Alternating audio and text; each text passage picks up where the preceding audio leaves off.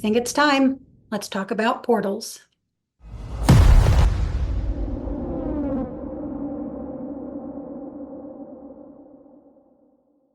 First, before we go directly into portals, though, it's come to my attention that I have not yet made clear exactly how I am going into the crystal with the camera. So it really is this simple. You just take the sight on your cell phone camera and place it right up on the crystal. There really is no more physically to it than this. However, there's details about where you go into the crystal, and we'll go into that in another clip. So yes, to say, to begin, you can take a photo of the crystal at a distance, for instance, like this. And if you do, you're going to get a very different type of capture.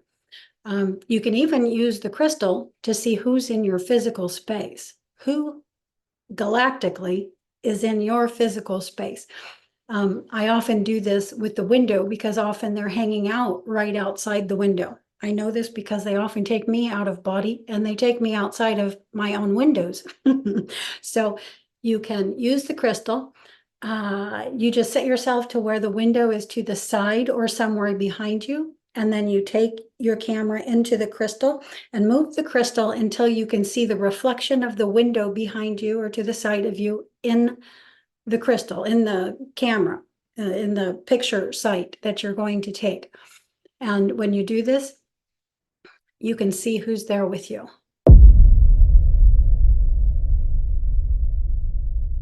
You can work with the crystal at any time of day or night. However, the portal seasons are when you really want to get active with it, when you're really going to get some really nice captures, and when you may be graced with a live call and be there right on the other end of the line with a being who's right there with you.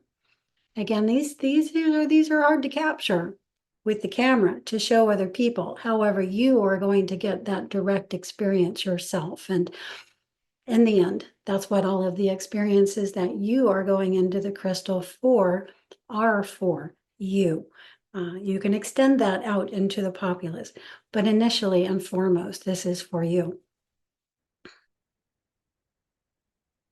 The most obvious portals are the sun and the moon, specifically sunrise and sunset, and with the moon, the new moon and full moon are the most obvious and largest portals. There is also the solstices, the equinoxes, the eclipses, both solar and lunar, astrological alignments, such as the Lionsgate. In fact, this is how I came to know about portals to begin with, because it's the Lionsgate, what they call the heliacal alignment of the Sirius star with our planet, that activated the crystal for me to begin working with the beings from Sirius, but through the crystal. It did take me a few years to discover this in physical space. The first year that it began, it of course was not obvious because it had just started and there was no observation to be made. I hadn't even at that point heard of the Lionsgate portal. However, a few years from when it began, I would notice that I would want to tinker with the crystal during this time of year, the July-ish, early August timeframe. And I would also notice that during that time frame, it was the feline beings, many different type of feline beings who would come through. And just the feeling in me, it was always there that it was the Sirius felines. It was at this time that I started learning more about Sirius and the beings from Sirius and that whole star system to begin with. I was putting some twos and twos together with some out-of-body experiences that I had been taken through in earlier years. For instance, one of, or perhaps even the first experience that I had with my conscious state of attention was a visitation directly down into my room from a being from Sirius.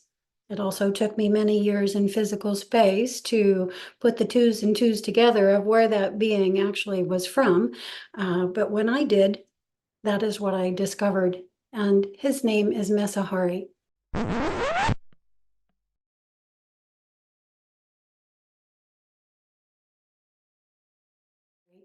He's a being who actually incarnated on the Sirius star, in the Sirius star system, in the same body in two separate lifetimes. And I had them each with me in that experience, in that out of body experience. At some point in this, I gain full vision and I see a young Indian boy. He's 15 years old. I don't know that at the time he looks more like 12. But I see this young Indian boy, and he's very busy. I have 360 vision. So he's down near my feet and giving me the adjustment from my feet. And then he runs around to the front and he does something over near the crown of my head. And then he runs back to the back and does my feet and legs again. And I begin to get it. He is doing what he needs to do to keep me in the vibration that is letting me see him and that is letting me speak with him. I keep saying in my mind, oh my God, this is real. And I keep touching things. And when I touch them, more vibrations and everything is 500% clear. And feelable, everything. And I'm just so fascinated in my mind by what I'm seeing. And the only thing I want to know is if he's the one I call Naru. Are you my guide? He comes round near my ear and he says, yes and no. And there's this lingering emphasis on the no. And so I say, well, what is your name? And he says, my name is Meshahare. I'm just very curious about him. He's busy working. And at this same time, there's another Indian boy, maybe 20 years old, coming in through the door back there. And I haven't given him much attention yet. I'm still with Meshahare. The very first thing, and a vibration that's staying through this whole event, is a single sentence, and it's underlying everything that we're saying, and it's, you are coming with me now. You are coming with me now. So that was the whole energetic feeling of this, was him and the other boy, you're coming with me now, trying to get this wave of energy so that I would go with them now. At a certain point, I stand up, and I could feel that I was afraid to go through the door. And I could hear the words, you're coming with me now. And I asked him, because I didn't know, am I dying? Am I leaving my body now? And the boy tells me that I could come back to my body before this happens. Not completely relieved at hearing this and not fully understanding what that meant. The event then begins to get a little shaky. So that was my first contact with a known being from Sirius, but that only continued and switched from more humanoid to more feline-ish through the crystal, through the Lionsgate portal. When you're working with the portals, and especially when you're working with the sun, because this is going to be, of course, the main portal that you're working with, as it is the largest portal leading into our Earth system. So the first thing you want to do in order to work with the sun as a portal, not just at sunrise and sunset, but through the rays of the sun through which the signals come, is make sure that you're charging your crystal in the sun. How long you charge the crystal for is going to depend on you. Sometimes I will just set Isa out on the windowsill where the rays can strike her and the messages can be sent and left for just a few hours. And then I'll work with the crystal and see if anything's there for me. Other times I leave her there for days and days. In fact, recently I've had her there for near a month, and I'm not exactly sure why that is, other than things do seem to be advancing again and accelerating again. And the sun is just a really wonderful way to charge and make yourself ready to receive. A further way you may wish to work with the sun is to charge yourself in the sun. Years back when the awakening first began, I began the practice spontaneously of sun gazing. I was just out gardening one day, and it did happen to be at sunset, perhaps an hour before sunset. And I was just moved to stay there in the sun and not moved. I just put down what I was doing, put down my gardening, and stood over to the side where I could see the sun. And it was a beautiful peachy, yellowish, pinky color. And it was just phenomenal. I just stood there and stared. It's how it began. And it felt so good when I had finished. In fact, it felt very much like an out-of-body experience in which I had consciously entered and, by means of doing what I had just done, just stood myself there and directed myself at the sun. You do enter a depth in this experience in which the conscious mind does expand out, in which time does, in a sense, stand still or slow toward still. And I have no idea the extent of what happens when we do something like this, but I do want to say you do have to be ready, and it should almost be spontaneous. If you find yourself becoming interested in the sun gazing, there's probably a reason, but do a lot of research and be aware of whether you have or have not yet prepared yourself for such a discipline. Tratak, conscious gazing, had been a discipline of mine, a yogic discipline of mine for decades at that point. And so I did have much experience with tratak, with meditation, with holding a focused point of attention, with candle gazing, specifically with beeswax candles for lengthy periods of time. So I did feel I had prepared myself, and the awakening had begun, and I had been starting to go out of body, and it did seem like it was apt for me to begin this practice. Now, I didn't know why at that point, but I can say now that it is a practice in which you can charge yourself in the sun. Messages are left within us as well. We ourselves, just to say further, are a portal as well, and within us are embedded stargates into our very own system. I started discovering these stargates when I started going out of body. I still don't know much about them, but I know I experienced them. I know I use the Stargate system to go out. And I don't want to venture off too much in that direction, but I will just say that these stargates within us, embedded into our own being, into our own biology, are associated with areas of the body. They're often associated with organs, such as the heart. The heart, or heart space, I should say, is an enormous portal that can be activated and utilized. The glands and glandular system is as well. The pineal, the pituitary are very large, very available portals to most people these days, I feel. So these portals can also be activated through practices like sun gazing. Also, will have something to do with the level of detail you're able to bring through when you're bringing through the contacts through the crystal. So the sun is huge.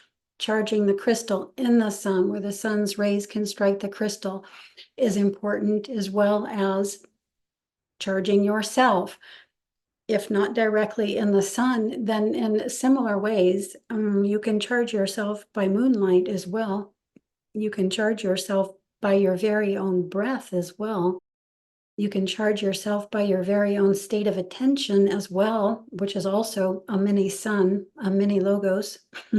And so you begin to learn about these portals, and you begin to get curious at them and wonder how you might explore them more. And as you wonder, you begin to investigate. And as you investigate, you begin to be shown. And as you begin to be shown, things start happening in your physical space that are not quite usual. The last portal I will mention is the interest of other people who are out there in the world. I did come to realize through periods of time that when it was just me and when there was not a lot of other interest, I myself did not feel activated to bring anything through. I would periodically, as I have for years now since this began, go into the crystal. But I would notice that if there did not seem to be much interest coming to me from the world, then not much of anything would come through. My groups would come through, but they would come through repeatedly, and I would rather get tired of my groups because I was wanting to see who else was out there. And that's when I began realizing the largest portal of them all. And that again would be consensus, the human consensus. Is this something that human consensus wants right now? Is it something that it feels it needs right now? And when consensus begins telling me yes, it's just incredible, incredible what begins happening. Because of this, I started doing what I call readings for people, but really they're not so much readings. People will write in with a little information and I will try to bring through a being that would like to connect with them.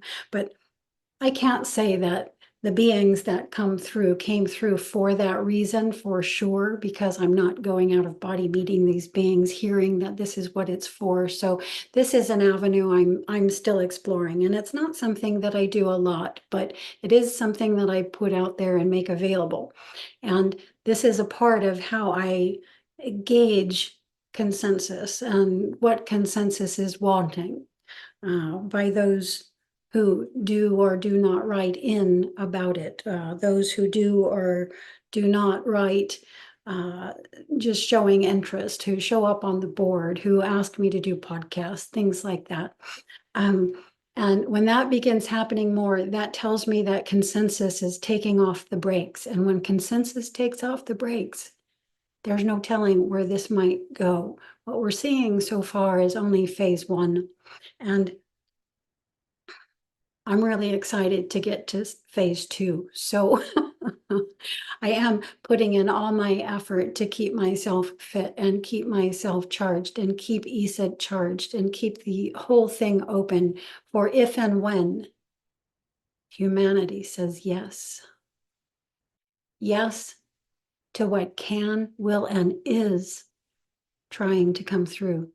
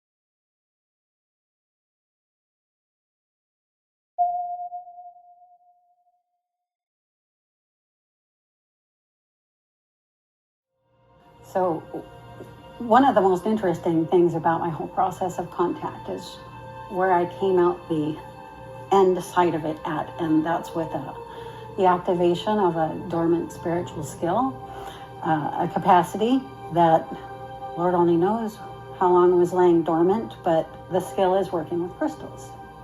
And this is the crystal that I use for this work.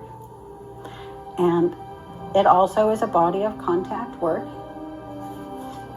And through them, I'm able to receive transmissions from extraterrestrial intelligence.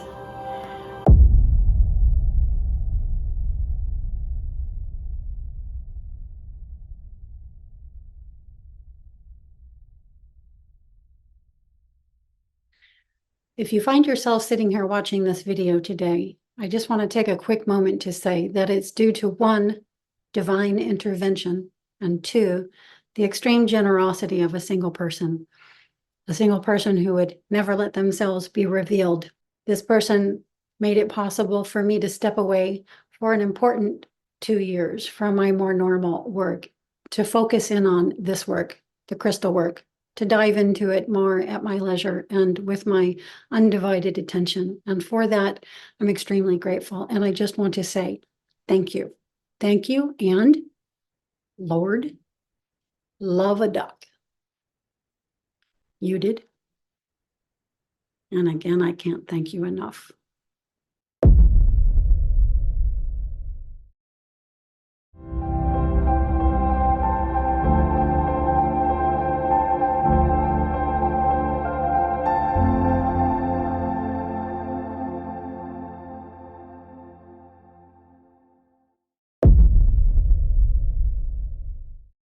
Let's review for a moment what we went over in the last segment. What's going to be in the segment following this, if you're watching this video compilation. There are 2 types of calls that can come in over the crystal. The first is live, and the second is pre-recorded. Some pre-recorded calls, messages, are stored directly in the crystal itself, notably in the inner planes that are in the crystal. Some go out beyond the body of the crystal itself. Live calls always go out beyond the body of the crystal. There are story form transmissions. There are beings, specific beings that come through. And of the specific beings, there are what we are now calling the contact series. Only the contact series frames, which display the beings centered and facing front, are modified from the original orientation in which the being actually came through. These frames remove all or most other data from the frame and highlight an individual being. These frames are to be used for direct eye-to-eye contact.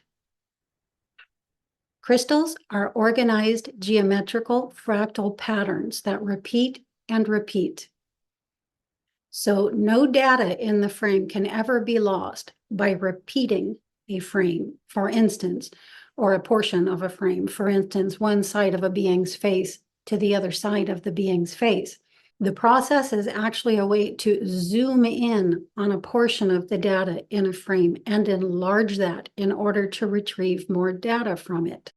There are data, symbols in each of the frames that come into more obvious view through this process, which otherwise might not have ever been seen. When I work with the frames, when working with the frames in general, what it is a process of discovery. And essentially, that's what the whole process of working with the crystal is all about, even to begin with. It's a tool I'm using to help me explore experiences I have moved through in the past.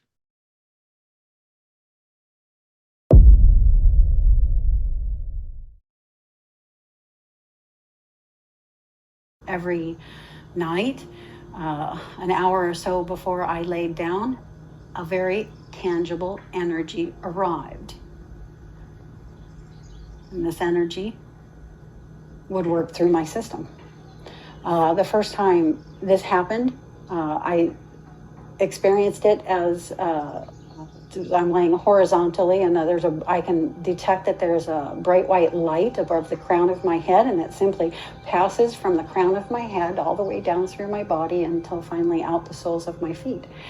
And this first night that this happened 3 times. The light moves through me 3 times, scans through me 3 times. This is the awareness I have as it's happening. I'm being scanned. So every night, this happened every night for the next 3 years. It just starts at the crown of my head. It jellyfishes. There's this jellyfish kind of movement down through my body and then out the soles of my feet. And then bilaterally, this energy starts clearing my system, starting with my feet and then moving up to my ankles, shins, thighs, hip creases, pelvic floor. Every night, it feels like every bone in my body is being broken. It's slow. The process is slow. It's taking years. It's unrelentless. It's coming every night and painful.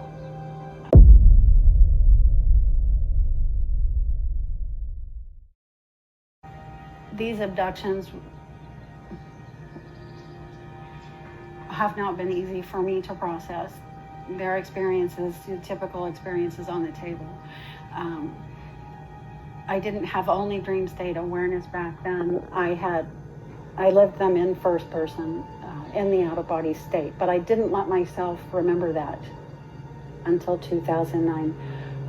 What I had to learn how to do was I had to learn how to scream through to my physical body. And it took me 30 years in this experience to be able to actually scream through to my body, to wake myself up in physical space. The idea of screaming through to the physical body was to wake myself up to my conscious state, so that I could throw myself back in there with more awareness. Because when you do maintain a conscious state in the fields, there are rules. So I wanted to meet these beings, as it were, on a level playing field, on their turf. A part of that was to understand more what was happening, which as a child and for most of my early adulthood, I did not understand. This is actually a part of my experience I've never talked about before, and I have spoken of my experiences online for a number of years, almost 12 years now. So it's time that I start talking about this aspect of this story too.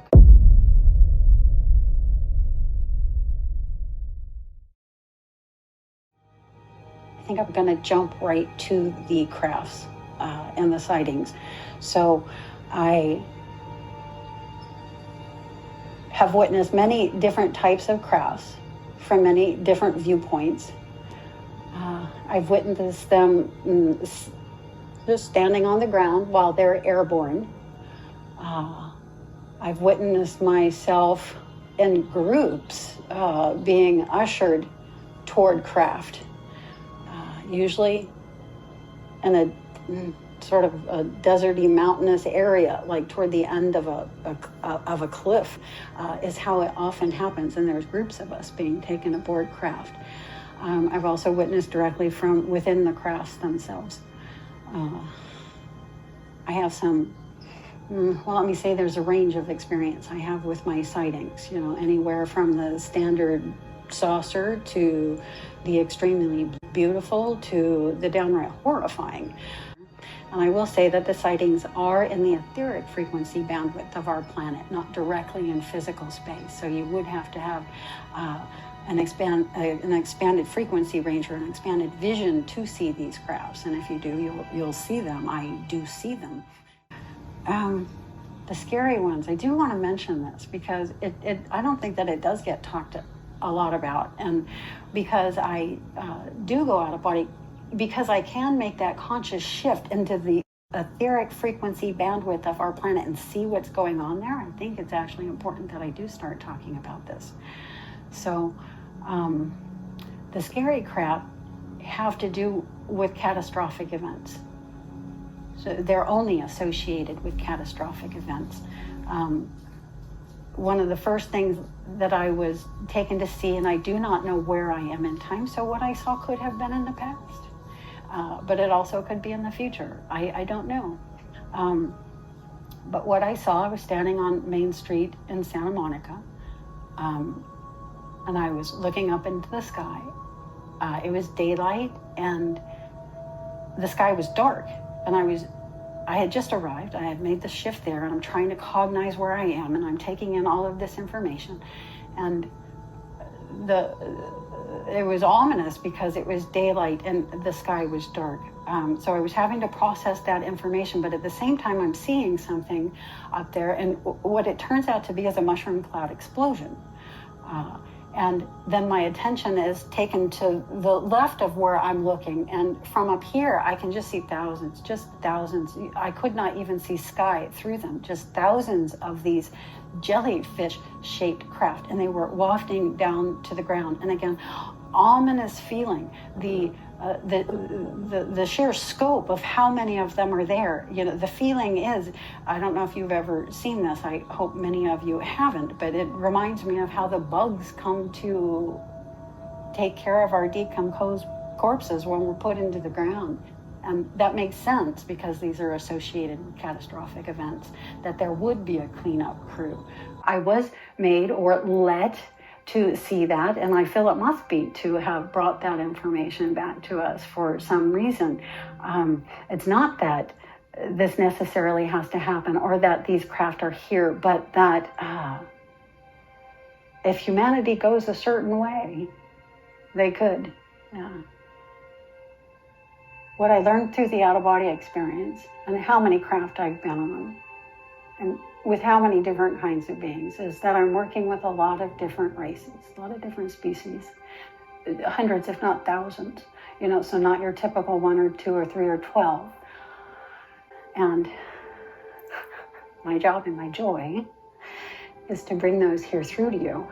So everything starts and ends with light and vision and what I'm able to do through the crystals and working with the crystals as communications devices. So a part of what came to me was that I did this work in Atlantis. Please don't laugh. I do this work on board craft. It's what makes this work be more understandable to me now. Something that's really interesting to me is how this skill, this previously dormant skill that is now activated and that I now have with the crystals, what's interesting is how this actually came about, how this skill got activated. While I was still in the process, the years of regularly going out of body and letting the Kundalini do its work on my system, I came across a person who, through his work, mentioned another person. This other person happened to be an ET artist by the name of Kasara. Her given name is Christine Dennett, a wonderful artist. If you haven't come across her work, I'll link it in the video description below. I reached out to her, and well, let me say, there's a reason that I reached out to her, and that is because there is a particular group of beings who would come down into my room at night and take me on board craft. This whole experience was very challenging for me to process. And in the experience, I could not open my eyes. I could not open my eyes and see who these beings were. So I wrote to Kasara saying if she could pick up on the frequencies and render for me an idea of who they are, what they look like. In the process of connecting with Christine, a skill that I've had somehow since birth kicked in for deep level connection. It would happen as an example when I was in school and I would be studying. I would sleep in the bed with my books. And somehow, well, I know now, I could shift into the etheric frequency version of my room, open my books, read them and study, and then wake up in physical space, having that information intact. What I did this night was something similar, but even deeper. And let me say, it's not something I do so much as something that just happens. It's rather like you're breathing or falling in love, and something that just happens. Now, there's a reason that it happens, and I won't go into that, but this night as I'm going to sleep, and as a particular desire is igniting to me. I mean, I just feel that it's so wonderful that there are people like Christine with artistic talents who can bring out the contents of what's in their own awareness and paint or draw or just bring that out in a way to put here in this field for others to see.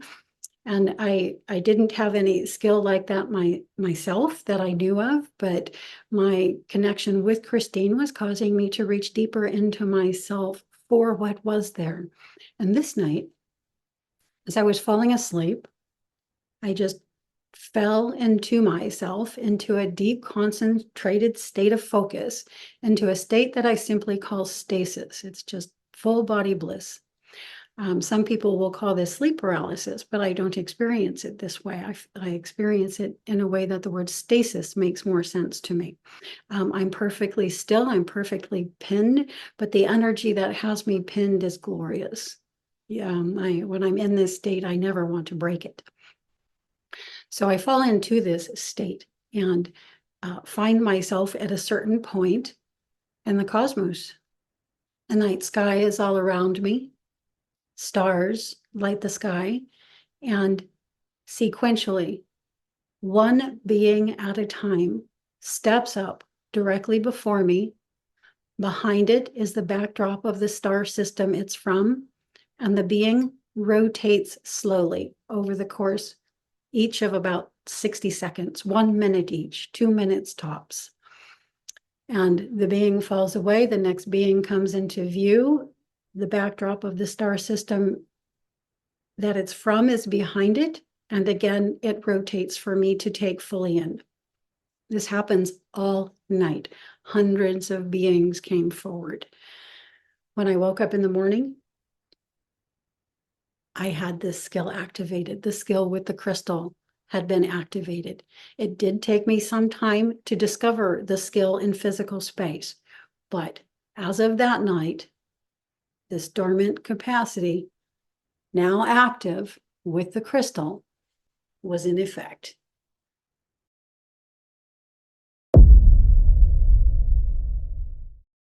Upon connecting with Kasara, being writing a letter and receiving a reply, an interesting capacity within me kicks in. In this instance, I am not aware of it happening until I receive the related experience later tonight. The capacity is one for deep level connection with the potentiality field fundamentally, which is where the blueprints to everything are. I do not know how this happens. I only know that it does. This is the awareness that presents to me. I just start falling into myself, into a highly concentrated point of focus, and merge with the field. In this instance, I am concentrating into Kasara's blueprint, syncing with the data, the whole evolution and clearing of neural pathways that leads to her visioning the extra dimensionals. I am restructuring instantaneously. I may vision them now similarly myself, which is precisely what begins happening this very night.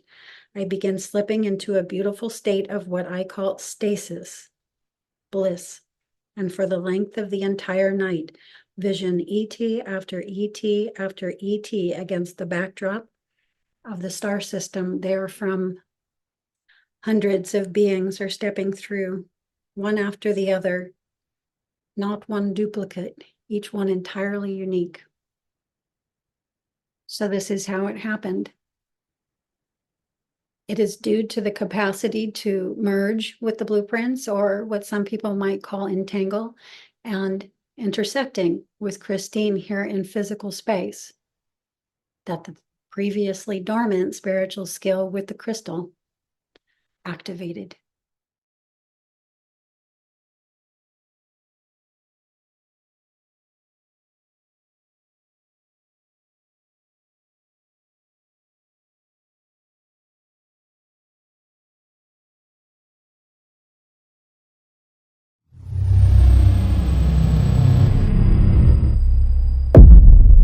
There are two different ways a call can come in over the crystal.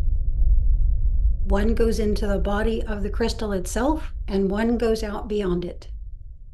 Let's go into it.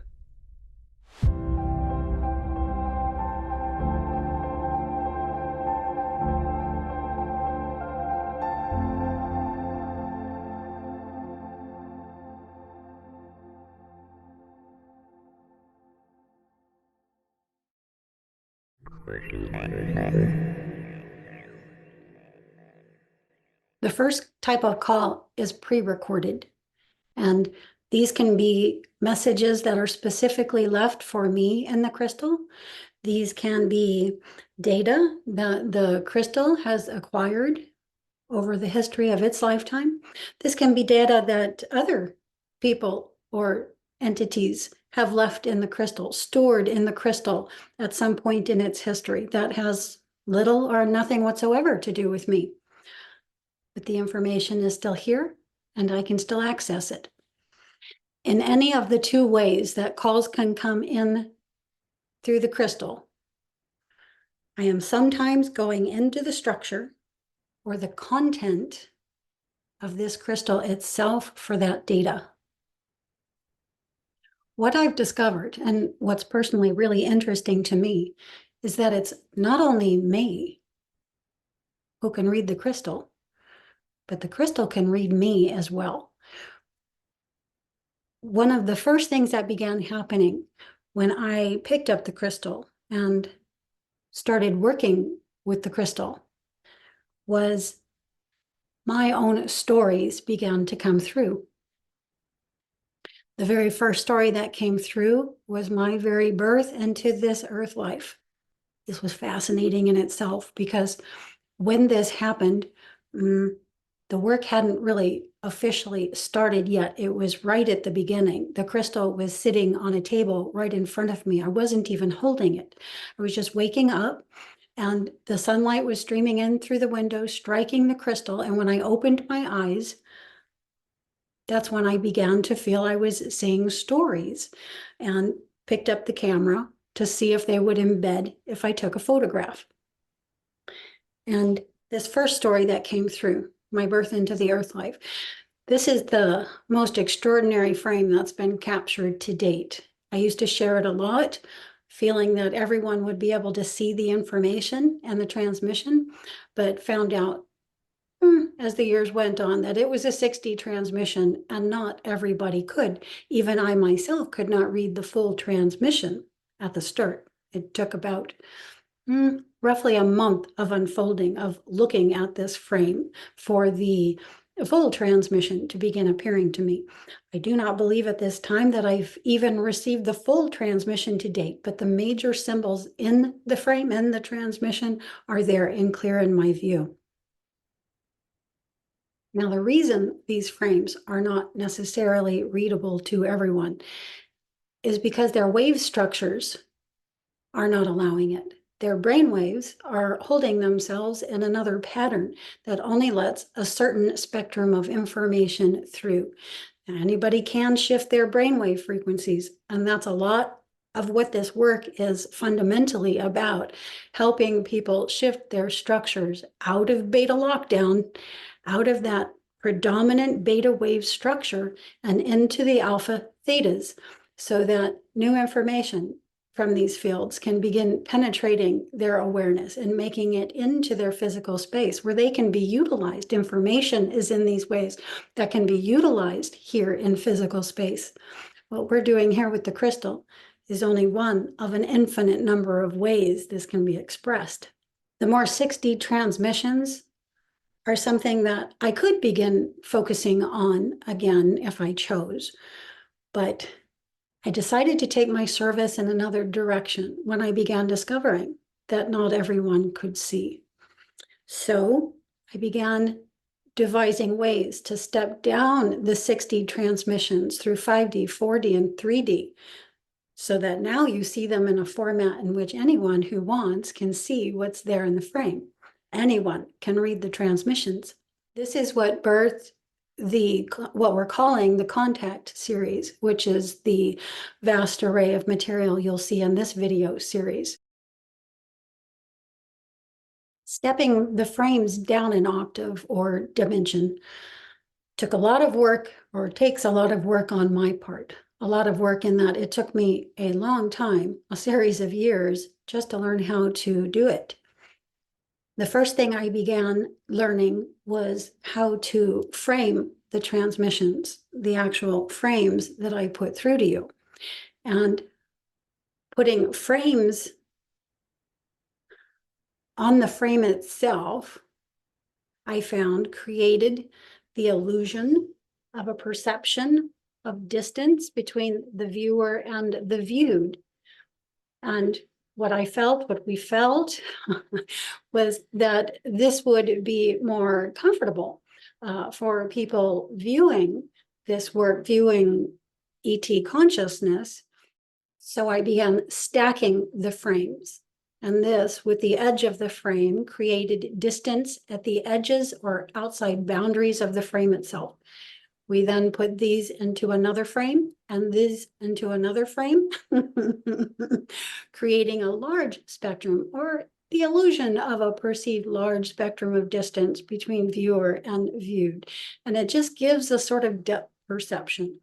The sort of depth perception that we're used to having in 3D physical space, where people and things appear to be separate with a distance between one thing and another thing. And so this helped graduate things along nicely. People began looking, people began being able to see. Her name is Claar, and she has a crystal, and I've known her for years, right? I'm friends with her on Facebook. She lives in California somewhere, and she communicates with ETs through the crystals, right? And she captures the beings presenting themselves through the crystal, and you can see them with, and like, this is not just like they have facial structures, they've got personalities, like, it's incredible. The next thing I learned was how to isolate a particular being. And this part of the process takes place when I'm first going into the crystal, attempting to get the captures. So the beings come through in tightly woven clusters, faces attached to faces, attached to faces, attached to faces, layers deep and out to each side and up and down below. So what happens is when you're going into the crystal, having shifted your own brainwave structure in order to see what's coming through, when what starts coming through it comes in a format that we're highly unaccustomed to. Again, there's no space between one of the beings and another. They're all coming through the same space. You can see a wide variety of them, but now the task is isolating one specific being and getting it to disperse from the others to a degree that, I can get at least 2/3 of their facial structure. With this 2/3 of the facial structure, I can then begin working with the frame itself here in physical space. I feel that this is a really important aspect of what we're doing now. Although some people will attack it, we are working with the frames and stepping them down into a 3D ability to see. But this requires, again, work on my part on that frame to present the being in its full light. I enjoy this part of the process myself because there's an aspect of the work in which great care must be taken to not infringe upon the free will of others. And so this work that I do on the frame gives the breathing room that some people may need to look at this as, something less than what it actually is for now, so that they can move into the work and the fact that it's happening, to the idea that ET consciousness is a real thing at their own pace and leisure, in a way that their own central nervous system is not going to get activated to a degree or in a way that is not beneficial to the person. So again, this is where I take my creative license. What we do with the frames is we isolate the being. I'm going to take everything else out of the frame that's there. I'm just going to focus on the main being that was coming through. So I'm going to isolate him in that frame.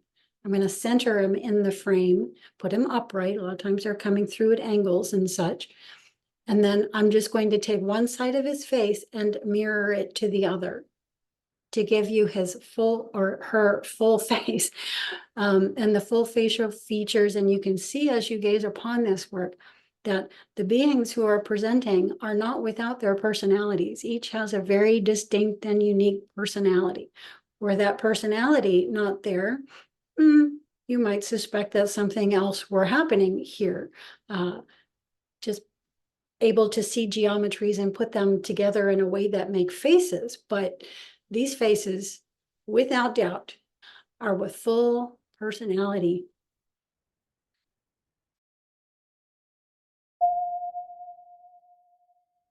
The reason that we're doing this at all, isolating a being, centering them in the frame, facing them front, is so that you can have eye-to-eye contact with the beings. That's the majority of this work at present. We are working on contact and preparing the human central nervous system for contact.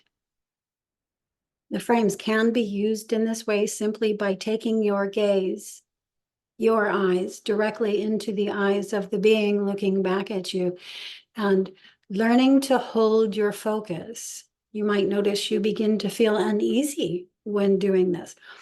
Face-to-face contact is not easy in the beginning. You'll see how your central nervous system is set afire. But you work with the feelings, you work with the emotions, you work with the thoughts, you dismantle and deconstruct anything that doesn't serve you. And you accept this practice as a way to work on yourself and expand yourself, expand your horizons, expand the realm of what's possible right here in this life, in this incarnation. The next stories that came through that were depicted in this order, following my birth into the earth life, were the Titans. Somehow there's a connection within me with the Titans, with giants, Native Americans, and Yeti, all together. All those symbols, both those concepts together came through. Ancient Egypt and its destruction by trons, which is the word that makes more sense to me than AI. Starseeding and the concept of starseeding. This frame blew my mind. A blue being in particular came through in this one, a female. And from her mouth was a string, and on the front of the string was a fetus. Just unbelievable. That was what was right out in front. There were many other ET beings viewing this. And in the very background, there was a group of us up high, myself included in the pale yellow spectrum, looking down at it all happening. So this was likely a class I took before arriving here. And the last story that came through was the Anunnaki. This was the longest transmission that came through. This was not a single frame, a single transmission. This was multiple transmissions, dozens over the course of a couple weeks.